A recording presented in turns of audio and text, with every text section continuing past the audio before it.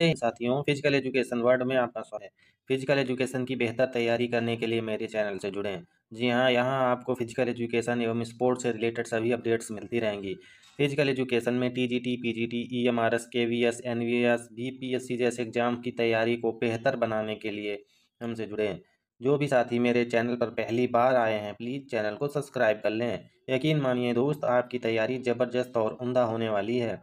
चलते हैं आज की क्लास में, जिसमें हमने टीजीटी 2021 में आयोजित हुए पेपर के कुछ प्रश्नों को रखा हुआ है, जिस पर हम लोग डिटेल से चर्चा करेंगे।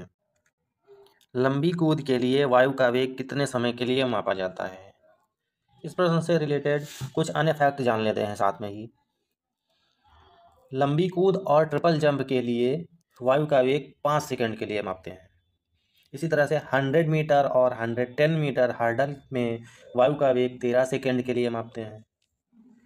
100 मीटर 200 मीटर ट्रैक के लिए हवा का वेग 10 सेकंड के लिए मापा जाता है। पोल वाल्ट की जो क्रॉस बार होती है वो हवा में अधिकतम 3 सेंटीमीटर के लिए उछल सकती है। तो इस प्रश्न का हमारा सही जवाब होगा 5 सेकंड। बढ़ते हैं अगले प्रश्न की ओर। निम्न में से कौन सा पेशी कोशिका का पावर हाउस कहलाता है? तो कोशिका का पावर हाउस किसे कहा जाता है? चलिए चारों ऑप्शंस को जान लेते हैं। माइटोकॉन्ड्रिया ये कोशिका का पावर हाउस होता है। साइटोप्लाज्म एक कोशिका द्रव्य को कहा जाता है, ये कोशिका का 70% भाग बनाता है। प्रोटोप्लाज्म क्या होता है? साइटोप्लाज्म और न्यूक्लियोप्लाज्म दोनों को मिला देते हैं तो बन जाता है प्रोटोप्लाज्म।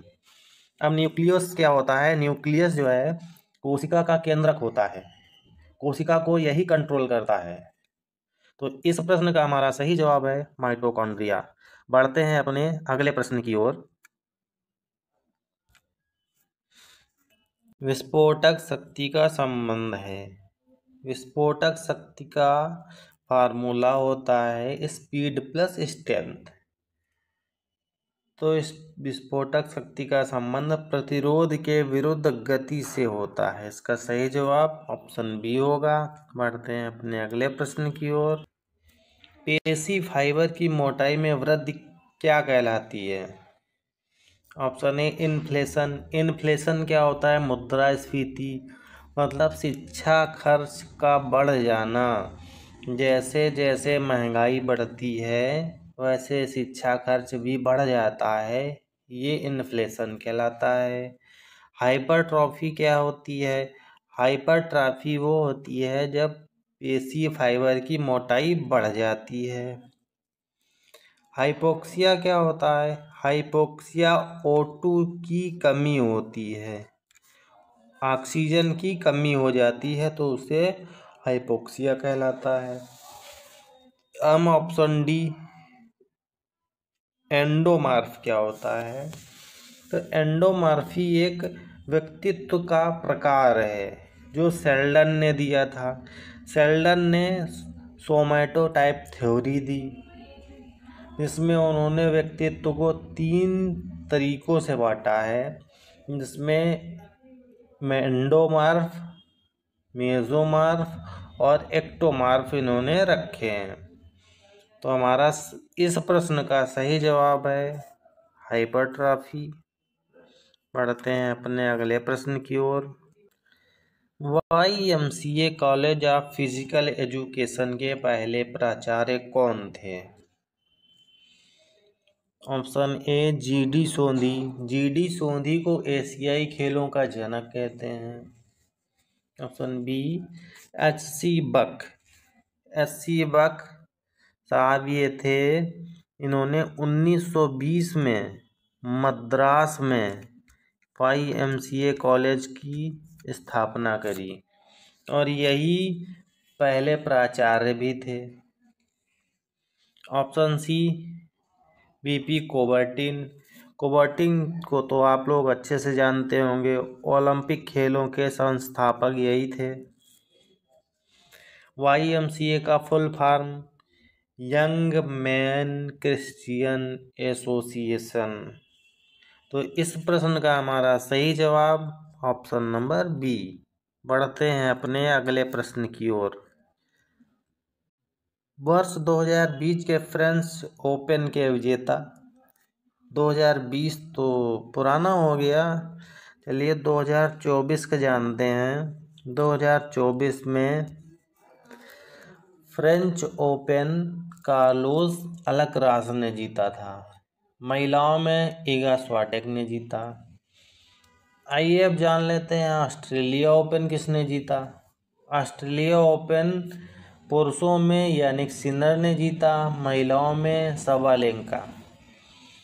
और बहुत ही इम्पोर्टेंट जो मिक्स हुआ था, युगल में होता है, वो रोहन बोपन्ना और मैथ्यू एबडन, इनकी जोड़ी ने जीता। मैथ्यू एबडन ऑस्ट्रेलिया के हैं। विंबलडन ओपन ये भी कार्लोस अल्कराज ने जीता, महिलाओं में बारबोरा क्रेजिकोवा ने जीता।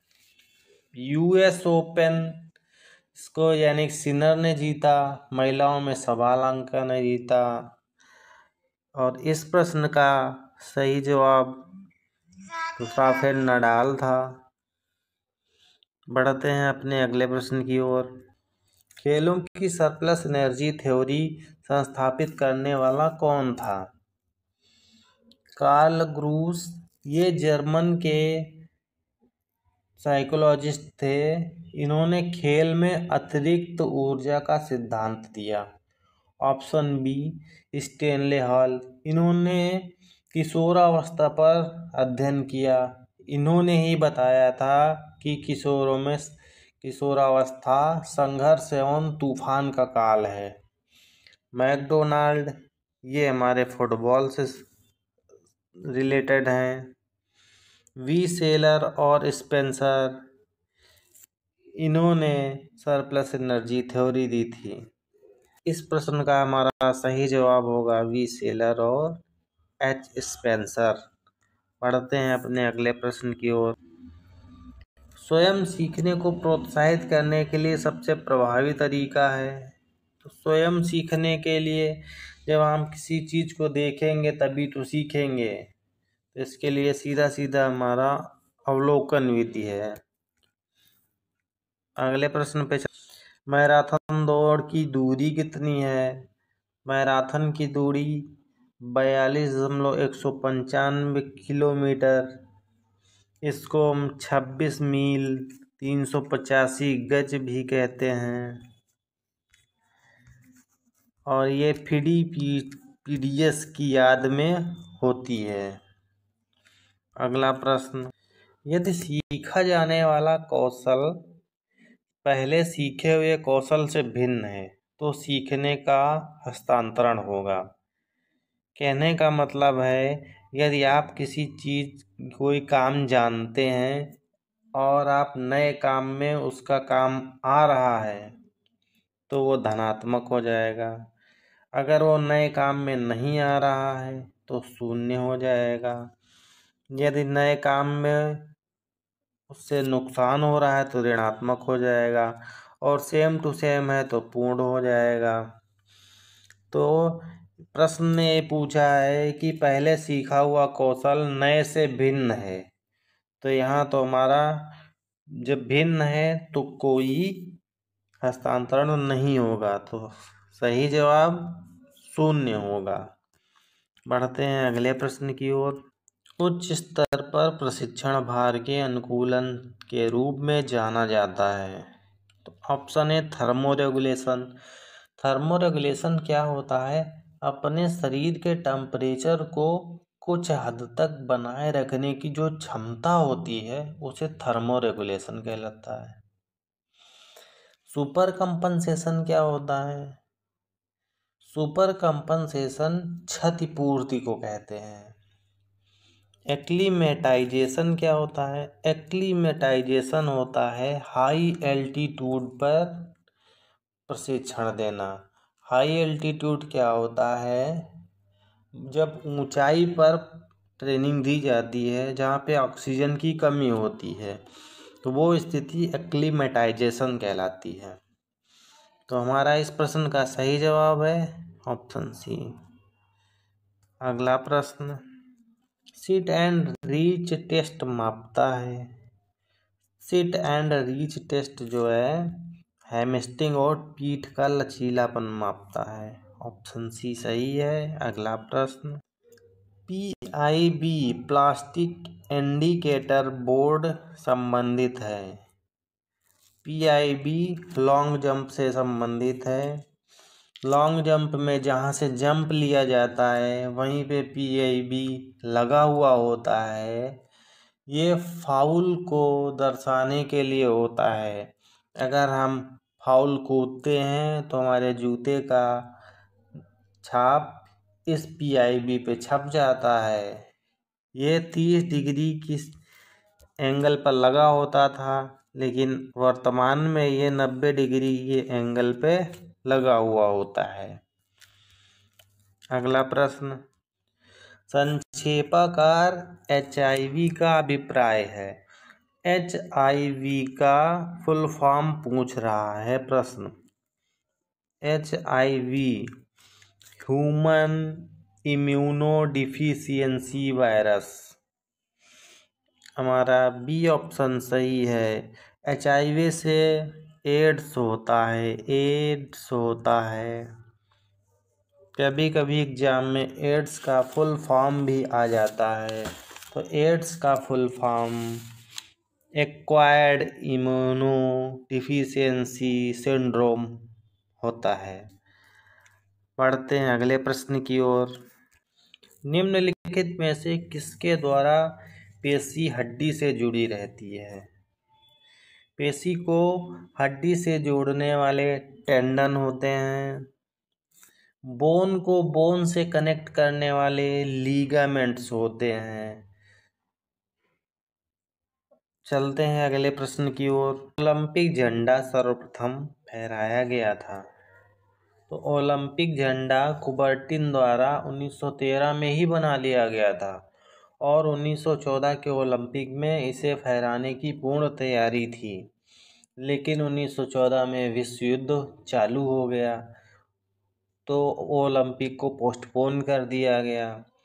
इसलिए 1920 में एंटवर्प बेल्जियम में आयोजित हुए ओलंपिक में झंडा को फहराया गया था। तो हमारा ऑप्शन ए सही है। बढ़ते हैं अगले प्रश्न की ओर। राधा मोहन कप किससे संबंधित है। राधा मोहन कप फुटबॉल से संबंधित है। हमारा अगला प्रश्न, किसी लेन के स्टैगर डिस्टेंस को ज्ञात करने के लिए कौन सा फार्मूला है। तो स्टैगर के लिए फार्मूला है WN-1 -0.10 सेंटीमीटर इंटू 2π। तो हमारा बी ऑप्शन सही है। अगर हाफ स्टैगर पूछ दे, हाफ स्टैगर कौन सा है, तो हाफ स्टैगर के लिए ऑप्शन ए सही हो जाएगा। 2 से भाग दे देंगे जिसमें 2π की जगह ओनली पाई आ जाएगा। तो हमारा ऑप्शन बी सही है। बढ़ते हैं अगले प्रश्न की ओर। पेरिटल अस्थि स्थित होती है। तो पेराइटल बोन हमारे खोपड़ी में स्थित होती है। इसका सही जवाब ऑप्शन ए हो गया। खोपड़ी में हमारी टोटल बोन 8 होती हैं।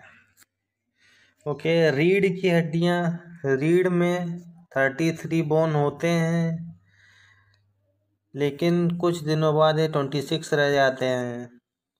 ओके, हमारे पैर में फीमर, टिबिया और फिबुला होते हैं। हाथ में ह्यूमरस, रेडियस और अल्ना होते हैं। इस प्रश्न का हमारा सही जवाब ऑप्शन ए है। बढ़ते हैं अगले प्रश्न की ओर। जिम्नास्टिक खेल में ओलंपिक खेलों में भाग लेने वाली प्रथम महिला।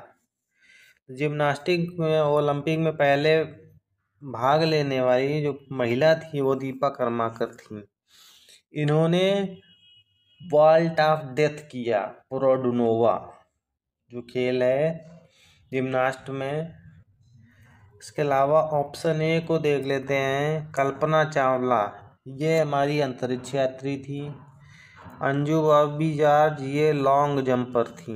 ये केरल की निवासी लॉन्ग जंपर। PT ऊषा, इनको उड़न परी कहा जाता है। पायोली एक्सप्रेस भी बोला जाता है इनको, और वर्तमान में आईओ की अध्यक्ष हैं। बढ़ते हैं अपने अगले प्रश्न की ओर। निम्नलिखित में से कौन सा प्रतियोगिता का प्रकार नहीं है? तो एलिमिनेशन, तो ये प्रतियोगिता का मतलब एक तरह से प्रतियोगिता का प्रकार है। राउंड रॉबिन, ये लीग है। एंटीसिपेटरी, एंटीसिपेटरी का मतलब होता है अग्रिम। आपने सुना होगा एंटीसिपेटरी बेल होती है, अग्रिम जमानत। तो ये किसी तरह का प्रतियोगिता नहीं होती है।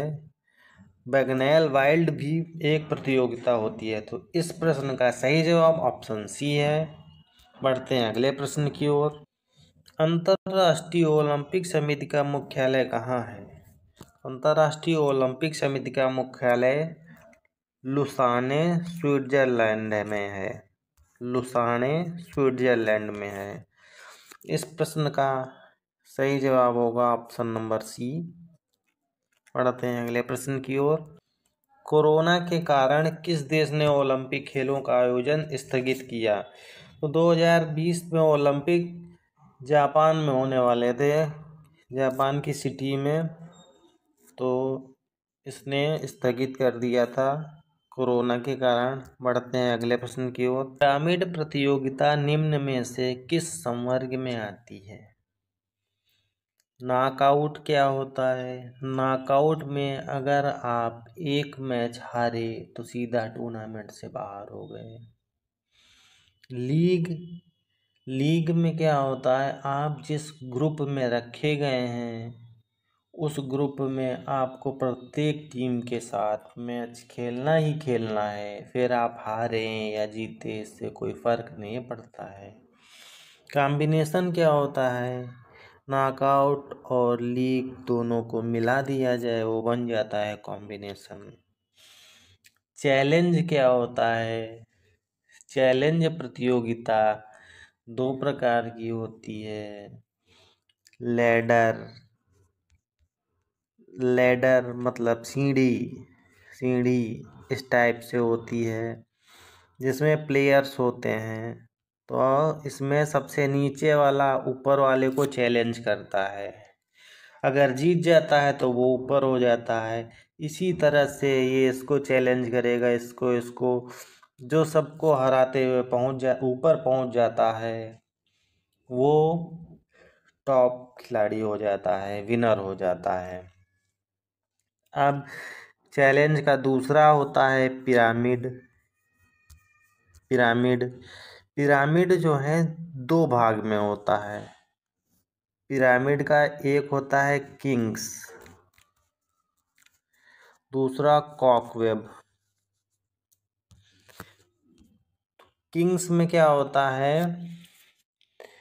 एक ट्रायंगल होता है इस टाइप से, ट्रायंगल में सभी प्लेयर्स होते हैं। अब ये प्लेयर, ये इस ग्रुप का प्लेयर, एक प्लेयर सबको चैलेंज करेगा और सबको हरा देगा तो वो ऊपर आ जाएगा। अब इस ग्रुप से सबको हराएगा तो इधर आ जाएगा, जो विनर होगा वो सबसे ऊपर आ जाएगा। अब इसके बाद में समझते हैं कॉकवेब क्या होता है। कॉकवेब मतलब मकड़ जाल होता है, मकड़ी का जाला इस टाइप से ऐसा होता है, इसमें प्लेयर्स होते हैं।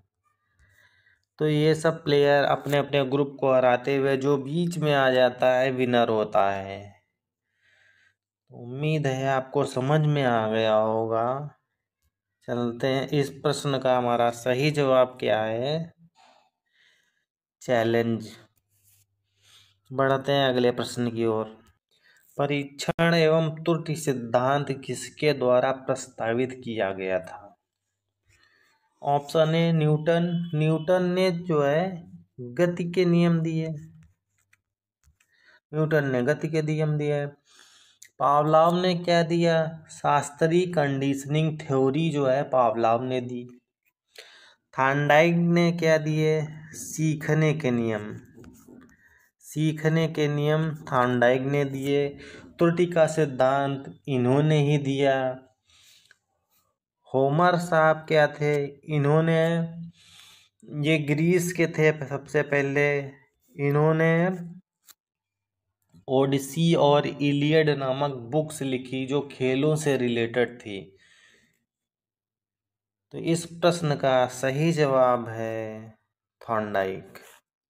थॉर्नडाइक ने परीक्षण एवं त्रुटि सिद्धांत दिया।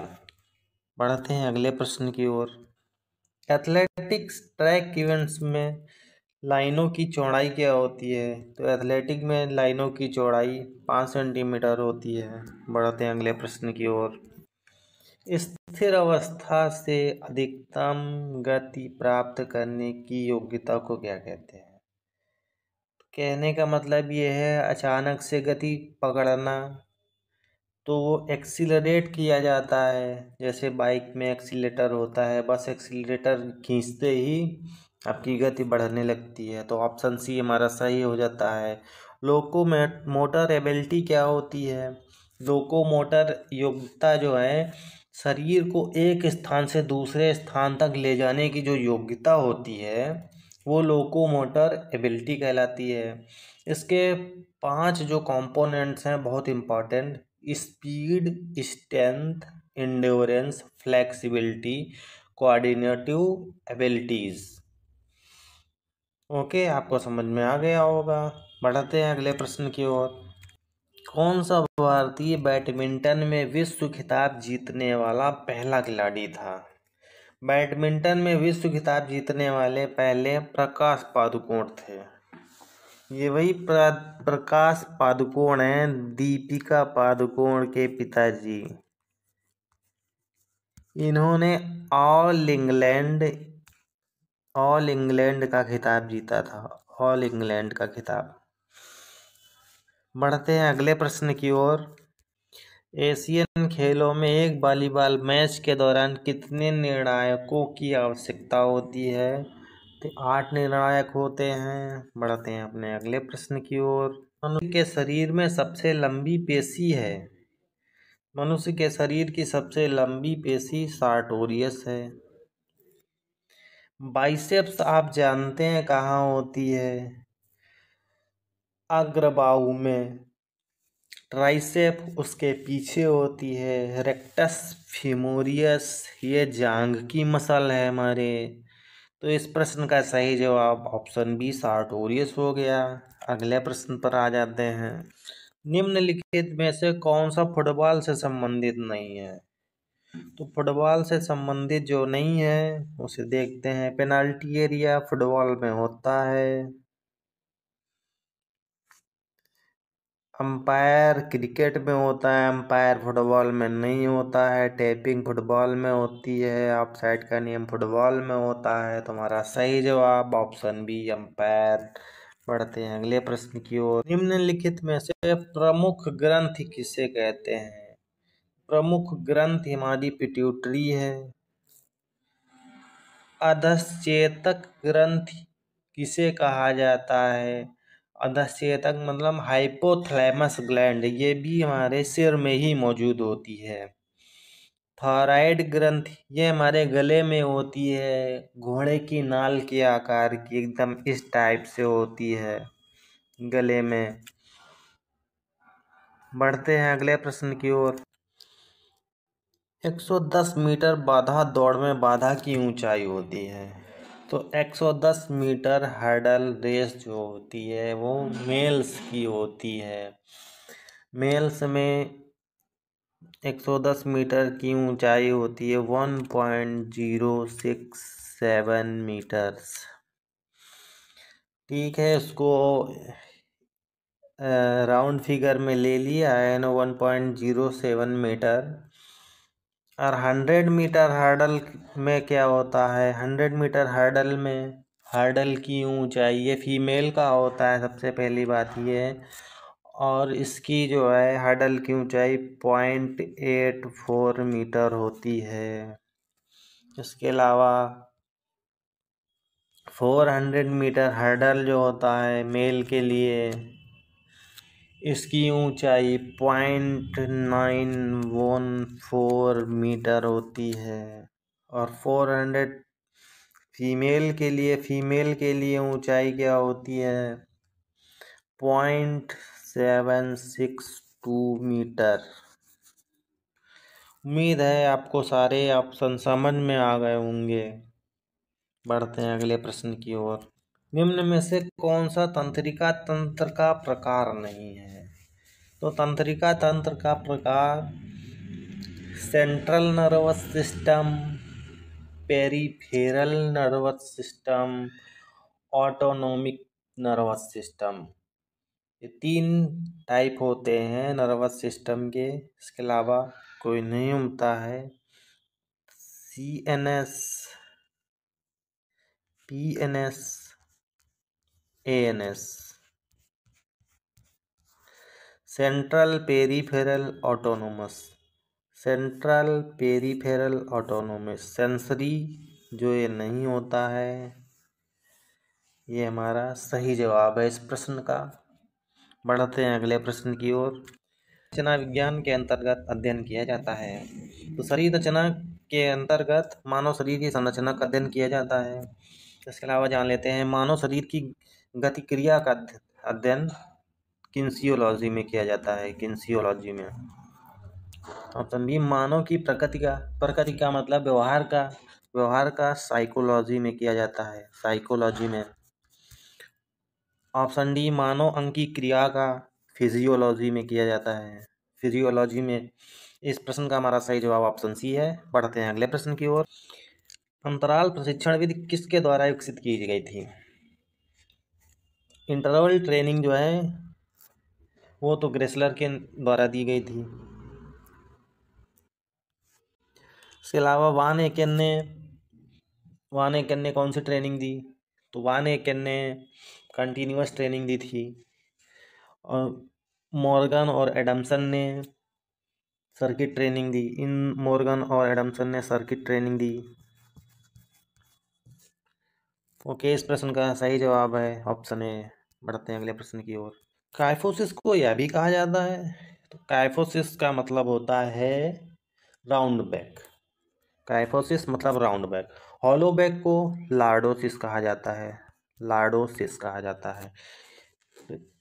इस प्रश्न का सही जवाब ऑप्शन बी है। बढ़ते हैं अगले प्रश्न की ओर। इसमें से पूछ रहा है सुमेलित कौन सा नहीं है? डेविड बेकहम ये फुटबॉल से संबंधित है। सेरेना विलियम टेनिस से संबंधित है। दीपिका संधू ये बैडमिंटन से संबंधित नहीं है। इसका नाम PV संधू है। सानिया मिर्जा टेनिस से संबंधित है। तो हमारा ऑप्शन सी सही हो जाएगा। बढ़ते हैं अगली प्रश्न की ओर। शब्द थपथपाना किससे संबंधित है? थपथपाना हमारा मालिश से संबंधित है। बढ़ते हैं अगले प्रश्न की ओर। स्वस्थ शरीर में स्वस्थ मन किसका कथन है? तो स्वस्थ शरीर में स्वस्थ मन ये कथन हमारे अरस्तू साहब का है। UP TGT में आपको इस प्रश्न का जवाब अरस्तू लगाना है। अन्य स्टेट की TGT में आपको प्लेटो लगाना है। UP TGT अरस्तू को मानता है और अदर स्टेट जो हैं वो प्लेटो को मानते हैं। इस प्रश्न का सही जवाब अरस्तू होगा। बढ़ते हैं अगले प्रश्न की ओर। फ्रेंच शॉर्ट सर्विस टेस्ट खेल से संबंधित है। तो फ्रेंच शॉर्ट सर्विस जो है वो बैडमिंटन से संबंधित है। अगले प्रश्न पर बढ़ते हैं। परिस्थिति में बदलाव के आधार पर गतिज क्रिया का प्रभावी रूप से सामंजस्य करने की योग्यता को क्या कहते हैं? इसका मतलब ये है कि आप जब किसी को अपनाते हैं या किसी भी चीज़ को तो उसकी बहुत सारी चीज़ों को मान लेते हैं। मतलब आप उसके साथ एडजस्ट हो रहे हैं। तो एडजस्ट होने को ही सामंजस्य कहते हैं। तो सामंजस्य का मतलब है एडाप्ट कर रहे हैं ना। आप किसी से एडजस्ट हो रहे हैं तो आप एडाप्ट कर रहे हैं। तो एडेप्टेशन योग्यता जो है सामंजस्य करने की योग्यता हो जाती है। बढ़ते हैं अगले प्रश्न की ओर। कौन सी बीमारी संक्रमित स्तनधारियों में मनुष्य में फैलती है? तो मनुष्य में रेबीज फैल जाता है। मलेरिया मच्छर से होता है। चिकनपॉक्स भी मच्छर से होता है। एड्स जो है आपको पता ही है। इसके अलावा बढ़ते हैं हम अपने अगले प्रश्न की ओर। भारत ने कितनी बार ओलंपिक में हॉकी स्वर्ण पदक जीता है? तो भारत ने अभी तक ओलंपिक में 8 बार स्वर्ण पदक जीता है। फर्स्ट टाइम 1928 में जीता था और लास्ट टाइम 1980। इसके अलावा भारत के पास टोटल हॉकी में 13 पदक हैं। 8, 1, 4, टोटल 13। 8 gold, 1 silver, 4 bronze. बढ़ते हैं अपने अगले प्रश्न की ओर। रंगास्वामी कप किस खेल से संबंधित है? तो रंगास्वामी कप हॉकी से संबंधित है। इस प्रश्न का हमारा सही जवाब ऑप्शन ए है। क्वेश्चन नंबर 46, रिलीज एवं रिवर्स तकनीकें संबंधित है। तो रिलीज एंड रिवर्स जो है शॉर्ट पुट से संबंधित है। जानते हैं कैसे? शॉर्ट पुट के लिए वृत्त में हम लोग बैक साइड से एंटर करते हैं और शॉर्ट पुट को रिलीज करने के बाद में फिर से बैक साइड से ही एग्जिट करते हैं। तो बस यही प्रोसेस जो है रिलीज एंड रिवर्स कहलाता है। तो हमारा सही जवाब ऑप्शन हो जाएगा ऑप्शन बी। बढ़ते हैं अगले प्रश्न की ओर। जोड़ों के अध्ययन को कहते हैं। तो जोड़ों का अध्ययन अस्थि विज्ञान में किया जाता है। गति विज्ञान क्या होती है? इसमें मानव की गति का अध्ययन किया जाता है। बायोलॉजी में जीव जंतुओं का अध्ययन किया जाता है। मानव शास्त्र में मानव का अध्ययन किया जाता है। तो हमारा सही जवाब होगा ऑप्शन डी। बढ़ते हैं अगले प्रश्न की ओर। डिस्कस थ्रो में सेक्टर का कोण होता है। तो डिस्कस थ्रो में सेक्टर का कोण 34.92 डिग्री होता है। इसी तरह जेवलिन का सेक्टर कोण जान लेते हैं। जेवलिन का सेक्टर कोण 28.96 डिग्री होता है। लेकिन एग्जाम में राउंड फिगर में 29 डिग्री भी आता है तो सही माना जाता है। तो हमारा सही जवाब होगा ऑप्शन सी। बढ़ते हैं अगले प्रश्न की ओर। एक पेशी के तीव्रतम संभव समय में प्रचंडता के साथ संकुचन करने की योग्यता को कहा जाता है। कहने का अर्थ ये है कि आपको कोई काम करना है, उसके लिए समय लिमिटेड है और काम ज़्यादा है। तो ऐसी स्थिति में आप शक्ति का प्रयोग करेंगे, पावर अपनी लगाएंगे, पूरी पावर के साथ काम करेंगे। यही यहाँ पर पूछा गया है। तो हमारा सही जवाब शक्ति हो जाएगा। बढ़ते हैं अगले प्रश्न की ओर। दोस्तों यह प्रश्न आयोग द्वारा डिलीटेड है, इस पर हम टाइम नहीं देंगे। अगले प्रश्न पे चलते हैं। निम्नलिखित में से कौन सी एंडोक्राइन ग्लैंड नहीं है?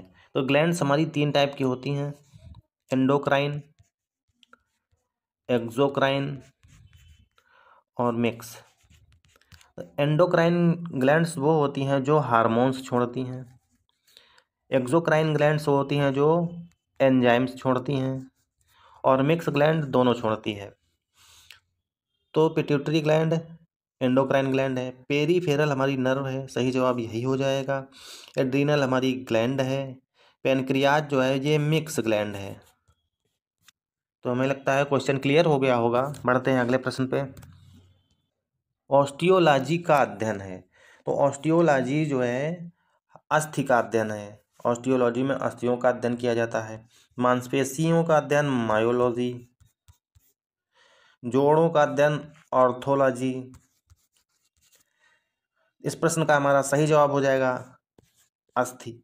बढ़ते हैं अगले प्रश्न पर। भारत में दूसरी बार एशियाई खेलों को किस वर्ष आयोजित किया गया? तो भारत में एशियाई खेल 1982 में दूसरी बार हुए थे। तो पहली बार कब हुए थे? पहली बार 1951 में हुए थे। इस गेम्स में भारत ने सेकंड पोजीशन हासिल की थी, 15 गोल्ड जीते थे। बढ़ते हैं अगले प्रश्न पर। रिफ्लेक्स एक्शन नियंत्रित किया जाता है। तो रिफ्लेक्स एक्शन का मतलब होता है तुरंत डिसीजन लेना। तो तुरंत डिसीजन हमारा स्पाइनल कार्ड द्वारा लिया जाता है। एग्जाम्पल के लिए जैसे किसी गर्म बेस पर हमने पैर रखा तो रखते ही तुरंत हटा लेते हैं। तो ये डिसीजन हमारा स्पाइन के द्वारा लिया जाता है। अगर हम लोग दिमाग के भरोसे रहेंगे तो दिमाग सोच के डिसीजन लेता है। दिमाग के भरोसे रहेंगे तो दिमाग पैर जला देगा। तो आपको समझ में आ गया होगा रिफ्लेक्स एक्शन स्पाइनल द्वारा नियंत्रित होता है। बढ़ते हैं अगले प्रश्न की ओर। निम्नलिखित में से कौन सा प्रोटीन का स्रोत नहीं है? तो तेलों में प्रोटीन नहीं होता है। प्रोटीन का सबसे अच्छा स्रोत दालें होती हैं, दालों में सबसे ज़्यादा प्रोटीन पाया जाता है। और सोयाबीन सबसे अधिक प्रोटीन वाला होता है, 42% प्रोटीन पाया जाता है सोयाबीन में। बढ़ते हैं अगले प्रश्न की ओर। गोनियोमीटर आंकता है। तो गोनियोमीटर फ्लेक्सिबिलिटी को आंकता है। बढ़ते हैं अगले प्रश्न की ओर। निम्नलिखित में से कौन सा क्राउच स्टार्ट की श्रेणी में नहीं आता है?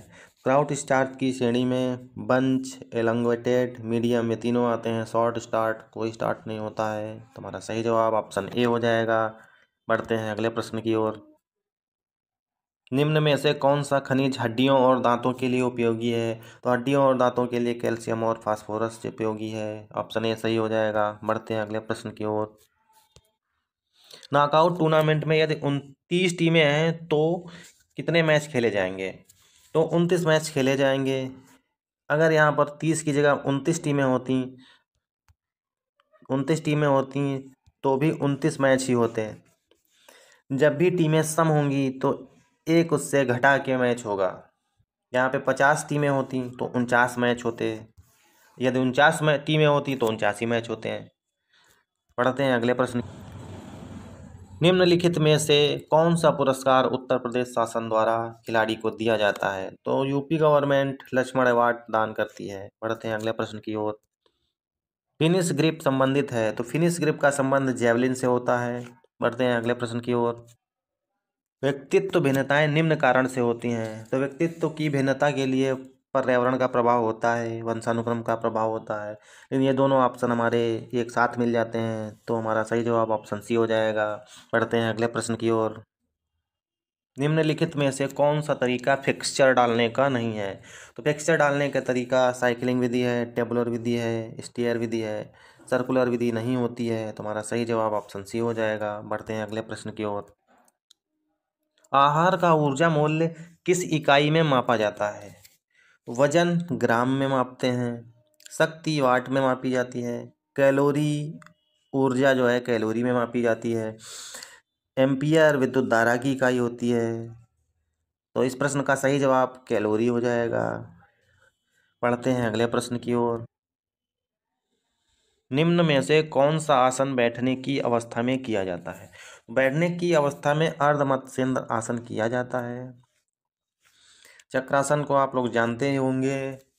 अपनी बॉडी को उठाकर पैरों और हाथों से एक राउंड लगाया जाता है। चलिए बढ़ते हैं अगले प्रश्न की ओर। निम्नलिखित में से कौन सा खेल का सिद्धांत नहीं है? तो खेल के सिद्धांत अरस्तु ने दिए थे। अरस्तु ने 3 सिद्धांत दिए। इसमें cathartic theory, social contact theory, psycho analytic theory. Psycho physical theory नहीं दी इन्होंने। यही हमारा सही जवाब हो जाएगा, साइको फिजिकल थ्योरी। चलते हैं अगले प्रश्न की ओर। डेड बॉल किसके साथ जुड़ा हुआ है? तो डेड बॉल क्रिकेट से जुड़ा है। बढ़ते हैं अगले प्रश्न की ओर। ट्रांजिशन अवधि का लक्ष्य है। तो ट्रांजिशन अवधि क्या होती है? जब हमें कोई इंजरी हो जाती है तो उस टाइम हम थेरेपी, मेडिसिन्स, मसाज या एक्सरसाइजेज के द्वारा अपनी जो इंजरी है उसको ठीक करने में लगे होते हैं। तो ये जो पीरियड होता है इसी को ट्रांजिशन अवधि कहा जाता है, जो ट्रीटमेंट हमारा चलता है। तो इसका लक्ष्य क्या होता है? ये सब हम ट्रीटमेंट इसलिए करते हैं कि हम लोग नॉर्मल हो जाएं, जैसे थे पहले वैसे ही हो जाएं। तो हमारा सही जवाब होगा ऑप्शन डी। बढ़ते हैं अगले प्रश्न की ओर। निम्न में से कौन सी तकनीक दौड़ को समाप्त करने की नहीं है? दौड़ को समाप्त करने की रन थ्रू है, लंज है, शोल्डर श्रग है, टार्स ऑफ फिनिश तकनीक नहीं होती है। टार्स ऑफ फिनिश आखिर क्या होता है जानते हैं इसके बारे में? टार्स ऑफ फिनिश वो होता है, आपने देखा होगा एथलीट जब रेस कर रहा होता है तो फिनिश लाइन पर एक बैंड बांध देते हैं, धागा बांध देते हैं। तो एथलीट दौड़ते हुए आता है और अपने चेस्ट को बाहर निकाल के उस धागे या बैंड को तोड़ता है। यही स्थिति टार्सो फिनिश कहलाती है। परिभाषा के रूप में बोलेंगे, कोई एथलीट दौड़ खत्म करता है तो उस समय फिनिश लाइन पर अपना धड़ पहुंचा देता है। ये स्थिति टार्सो फिनिश कहलाती है। उम्मीद है समझ में आ गया होगा। बढ़ते हैं अगले प्रश्न की ओर। दोस्तों ये प्रश्न डिलीटेड है। बढ़ते हैं अगले प्रश्न की ओर। आहपड़ युवा फिटनेस परीक्षण मापने के लिए है। तो आहपड़ युवा फिटनेस टेस्ट जो है मोटर फिटनेस टेस्ट है।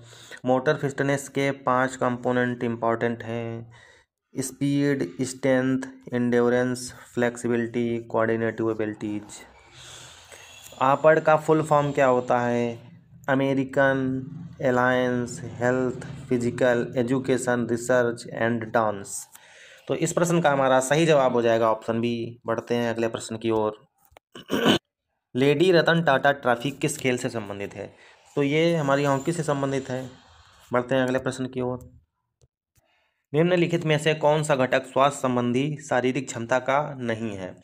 तो गति को शारीरिक क्षमता का घटक नहीं मानते हैं। हमारा सही जवाब ऑप्शन सी हो जाएगा। बढ़ते हैं अगले प्रश्न की ओर।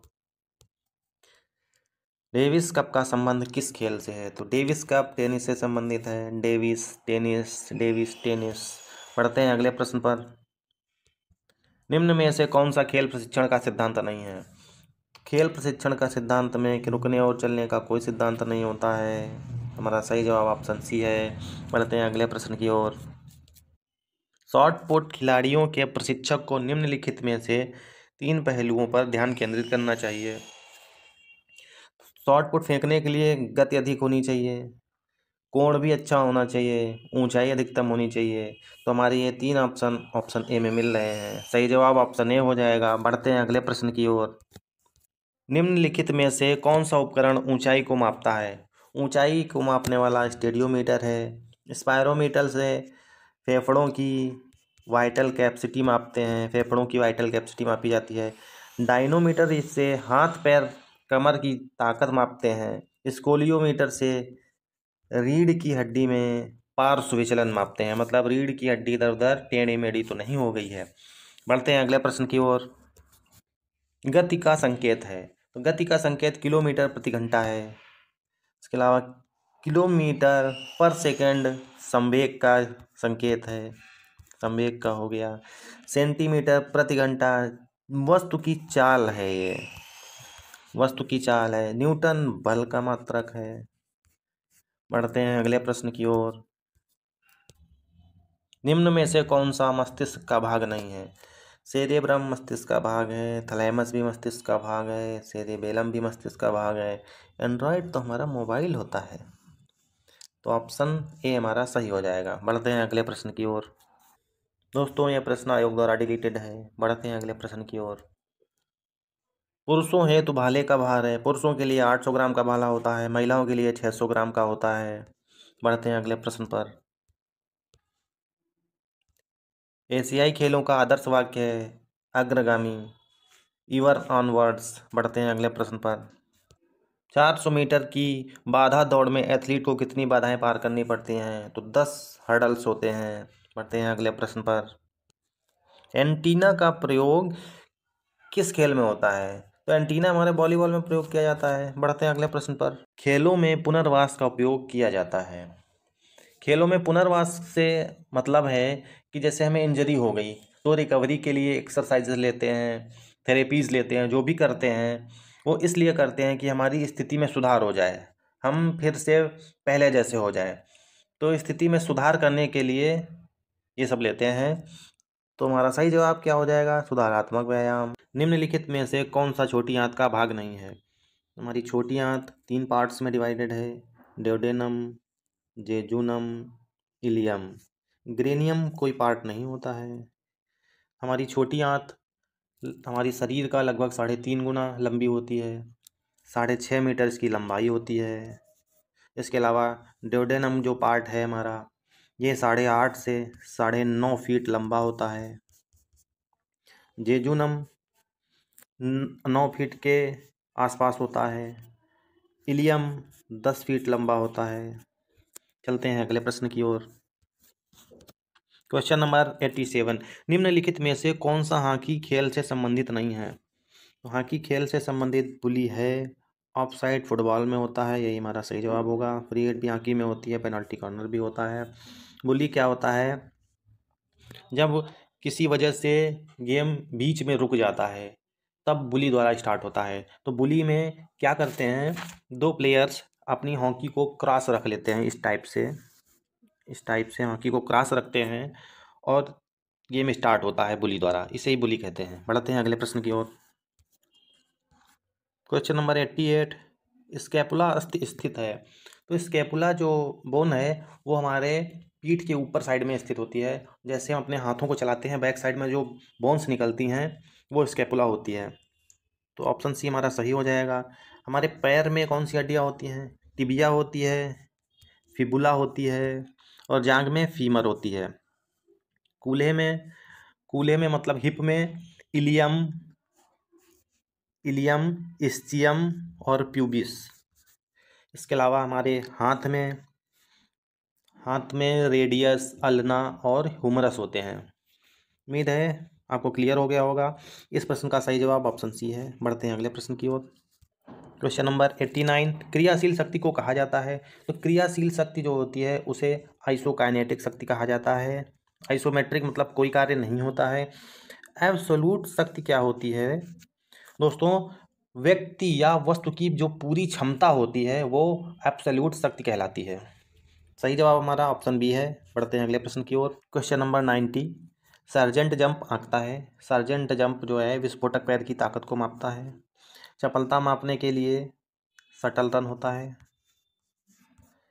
विस्फोटक पैर की ताकत डायनमो से मापते हैं। डायनमोमीटर। इस प्रश्न का सही जवाब होगा ऑप्शन ए। बढ़ते हैं अगले प्रश्न की ओर। उबेर कप के साथ जुड़ा हुआ है?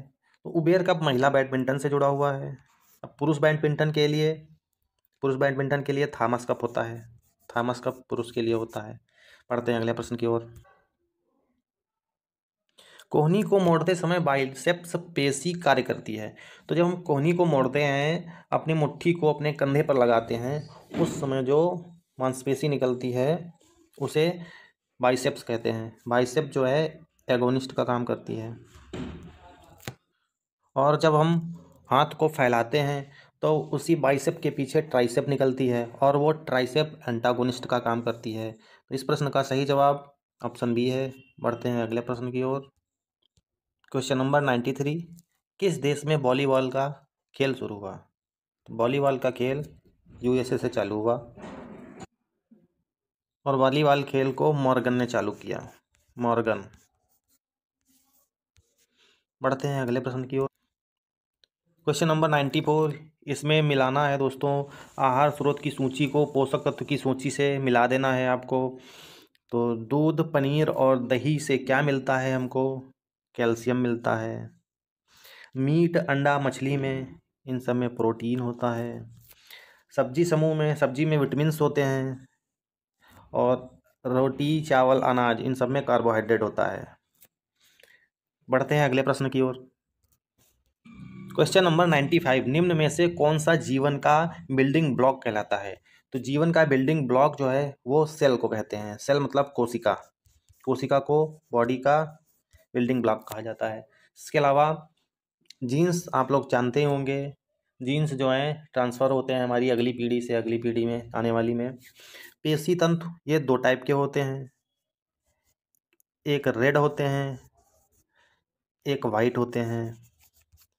रेड को स्लो ट्विच फाइबर कहते हैं, वाइट को फास्ट ट्विच फाइबर कहते हैं। इसके अलावा क्रोमोजोम्स ये 46 होते हैं, मतलब 23 जोड़ी। तो समझ में आ गया होगा आपको। और इस प्रश्न का सही जवाब ऑप्शन बी है। बढ़ते हैं अगले प्रश्न की ओर। Question number 96, 3000 metre steeplechase दौड़ में कितनी बाधाएं पार करनी पड़ती हैं?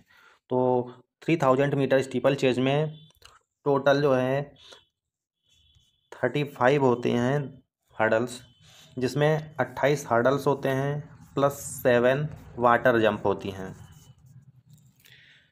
और हर चौथी कूद वाटर जंप होती है। हर चौथा कूद वाटर जंप होता है। और इस प्रश्न का सही जवाब ऑप्शन सी है। बढ़ते हैं अगले प्रश्न की ओर। फुटबॉल का प्रथम विश्व कप किस देश में खेला गया था? तो फुटबॉल 1930 में सबसे पहली बार खेला गया, जो उरुग्वे में ही खेला गया था। और इसको जीता भी उरुग्वे ने ही था। उरुग्वे ने अर्जेंटीना को 4-2 से हरा दिया था। इस गेम में या इस वर्ल्ड कप में 13 देशों ने भाग लिया था। और इस प्रश्न का सही जवाब ऑप्शन डी है। बढ़ते हैं अगले प्रश्न की ओर। निम्नलिखित में से कौन सा शब्द हॉकी के खेल से संबंधित है? तो हॉकी से संबंधित बुली है, या आप लोग पहले पढ़ चुके हो। बढ़ते हैं अगले प्रश्न की ओर। क्वेश्चन नंबर 99, पिकनिक, एथलेटिक और स्थैनिक शरीर के प्रकार किसके द्वारा प्रस्तावित किए गए? शेल्डन ने दिए एंडोमार्फ, एक्टोमार्फ और मेसोमार्फ। दोस्तों यहाँ टाइपिंग मिस्टेक है, यहाँ क्रिचमर है। क्रिचमर साहब ने पिकनिक, एथलेटिक और स्थैनिक व्यक्तित्व के प्रकार दिए हैं।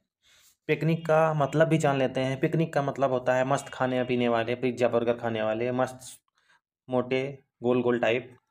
इसके अलावा एथलेटिक का क्या मतलब होता है? एथलेटिक मतलब होता है ताकतवर, मजबूत मांसपेशी, गठीला बॉडी इनका होता है, वो एथलेटिक में आ जाते हैं। इसके बाद एस्थेनिक का मतलब होता है दुबले पतले रहने वाले व्यक्ति जो होते हैं वो होते हैं।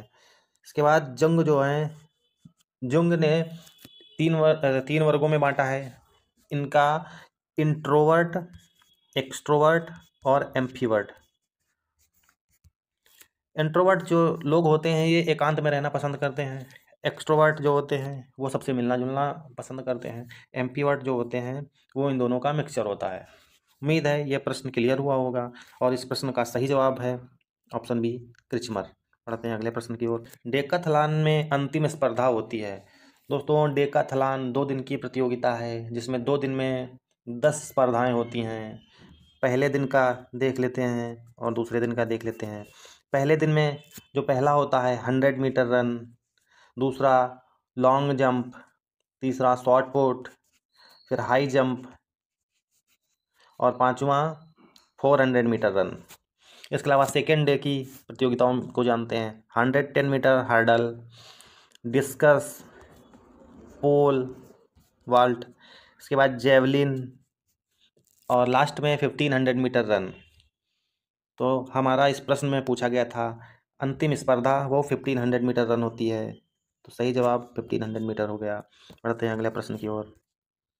मनोविज्ञान को शारीरिक शिक्षा के छात्र को सिखाया जाता है क्योंकि मनोविज्ञान व्यवहार से संबंधित होता है। बढ़ते हैं अगले प्रश्न की ओर। निम्न में से कौन सी ड्रग्स की श्रेणी में नहीं आता है? तो ड्रग्स की श्रेणी में डिपेंडेंट्स नहीं आते हैं। बढ़ते हैं अगले प्रश्न की ओर। हार्वर्ड स्टेप टेस्ट निर्मित किया गया था। तो हार्वर्ड स्टेप टेस्ट जो है लुसेन ब्रोहा के द्वारा दिया गया था। सार्जेंट ने दिया था एक्सप्लोसिव लेग स्ट्रेंथ। बढ़ते हैं अगले प्रश्न की ओर। WBC का मुख्य कार्य क्या है? तो WBC जो है हमारे शरीर का बॉडीगार्ड कहलाता है। ये हमारे शरीर का पहरेदार है। ये हमारी जीवाणुओं, बैक्टीरियाज और वायरस से हमारी सुरक्षा करता है। तो ऑप्शन इसका डी सही हो जाएगा, जीवाणुओं से हमारी रक्षा करता है। बढ़ते हैं अगले प्रश्न की ओर। शब्द फ्यूजीफॉर्म किससे संबंधित है? फ्यूजीफॉर्म मतलब स्केलेटल मसल, अस्थिपेशी। बढ़ते हैं अगले प्रश्न की ओर। डॉक्टर VC रॉय ट्रॉफी का संबंध किस खेल से है? तो डॉक्टर VC रॉय फुटबॉल से संबंधित है। बढ़ते हैं अगले प्रश्न की ओर। मूल कौशल इंस्टेप की किस खेल से संबंधित है? दोस्तों इंस्टेप के फुटबॉल में होती है, तो फुटबॉल हमारा सही जवाब हो जाएगा। बढ़ते हैं अगले प्रश्न की ओर। सीखना वह प्रक्रिया है जिससे बदलाव होता है। दोस्तों सीखने से व्यवहार में बदलाव होता है। बढ़ते हैं अगले प्रश्न की ओर। किसके विकास के लिए अंतराल परीक्षण का उपयोग किया जाता है? दोस्तों इंटरवल ट्रेनिंग का प्रयोग फ्लेक्सिबिलिटी मतलब लचीलापन बढ़ाने के लिए किया जाता है। इंटरवल ट्रेनिंग किसने दी? तो ग्रेसलर ने दी थी। बढ़ते हैं अपने अगले प्रश्न की ओर। हॉकी गोल के ब्लैक बोर्ड की ऊंचाई 18 इंच होती है। हमारा अगला प्रश्न, निम्न में से कौन सी विटामिन पानी में घुलनशील है? दोस्तों 2 टाइप के विटामिन होते हैं, एक फैट सलूबल, एक वाटर सलूबल। वाटर में 2 होते हैं, B और C। फैट के लिए A, D, E और K। इस प्रश्न का हमारा सही जवाब है ऑप्शन बी, विटामिन बी। बढ़ते हैं अगले प्रश्न की ओर। 7 टीमों की एकल नॉकआउट प्रतियोगिता में कितनी बाई दी जाएंगी? दोस्तों बाई देने के लिए सबसे पहले टीमों को देख लेते हैं। यहाँ पे 7 टीमें दी गई हैं। अब हम 2 की इतनी घात रखेंगे कि ये 7 से अधिक हो जाए, तो 2 की घात 3 रखेंगे जो हमारा 8 हो जाता है। अब हमारा ये 8 7 से 1 ज़्यादा है, तो 1 बाई हो गई हमारी। इसी तरह से अगर यहाँ पे 15 होता तो हम 2 की घात 4 लेते, 2 दूना 4, दूना 8, दूना 16, तो हमारा 16 बन जाता। अब इससे हम इसको लेस कर देते, फिर 1/2 हमारी बनती। तो आपकी समझ में आ गया होगा कि बाई कैसे निकालते हैं। इस प्रश्न का सही जवाब ऑप्शन बी है। बढ़ते हैं अगले प्रश्न की ओर। रिले दौड़ के समय टेक ओवर जोन का निरीक्षण कौन करता है? तो इसका निरीक्षण अंपायर करता है। बढ़ते हैं अगले प्रश्न की ओर। किसी व्यक्ति की मानसिक आयु प्रायः पता लगाई जाती है। दोस्तों, किसी व्यक्ति की जो है मानसिक आयु पता लगाने के लिए मनोवैज्ञानिक परीक्षण होता है। इसके लिए मनोवैज्ञानिक परीक्षण का प्रयोग करते हैं। और एक होती है क्रोनोलॉजिकल आयु, जिसको हिंदी में बोलते हैं कालानुक्रमिक आयु, जो साल, दिन एवं महीनों में होती है। इसके अलावा एक्सरे क्या होता है? एक्सरे वो होता है जिससे हम हड्डी एवं अपने अंगों की स्थिति जानने के लिए प्रयोग में लाते हैं। बढ़ते हैं अगले प्रश्न की ओर। दोस्तों, यह प्रश्न आयोग द्वारा डिलीटेड है, इसलिए हम इस पर ध्यान नहीं देंगे। बढ़ते हैं अगले प्रश्न की ओर। निम्नलिखित में से किस व्यायाम में किए गए कार्य को वैज्ञानिक आधार पर कार्य नहीं माना जाता है? तो ये हमारे आइसोमेट्रिक व्यायाम कहलाते हैं। बढ़ते हैं अगले प्रश्न की ओर। प्रतियोगिता पूर्व के आहार में अधिकता होनी चाहिए। प्रतियोगिता से पहले कार्बोहाइड्रेट देना चाहिए और प्रतियोगिता के बाद में प्रोटीन। समझ में आ गया होगा आपको। इस प्रश्न का सही जवाब है ऑप्शन ए, कार्बोहाइड्रेट। बढ़ते हैं अगले प्रश्न की ओर। निम्नलिखित में से वायरस के कारण होने वाली बीमारी है? वायरस से चिकन पॉक्स होता है। बढ़ते हैं अगले प्रश्न की ओर। निम्नलिखित में से कौन सा विटामिन सी का सबसे समृद्ध स्रोत है? दोस्तों, आइए जान लेते हैं कुछ फैक्ट। सर्वाधिक जो है विटामिन सी आंवला में होता है। आंवला आंवला में 450 से 600 mg तक होता है। इसके बाद आता है अमरूद। तो अमरूद में 225 से 250 mg तक होता है। इसके बाद आता है नींबू। नींबू में हमारा 50 से 70 mg तक होता है। और चौथे नंबर पे आ जाता है टमाटर। टमाटर में 10 से 15 mg तक होता है। तो अब आपको समझ में आ गया होगा कि सर्वाधिक विटामिन सी किस में होता है? आंवला में, जो हमारे ऑप्शन में नहीं है। इसके बाद होता है अमरूद में। अमरूद हमारा ऑप्शन में है, तो हमारा सही जवाब ऑप्शन सी हो जाएगा। बढ़ते हैं अगले प्रश्न की ओर। निम्नलिखित में से कौन सा आहार युवा फिटनेस टेस्ट का घटक नहीं है? दोस्तों, आहार युवा फिटनेस टेस्ट में जर्मन ड्रिल नहीं होता है।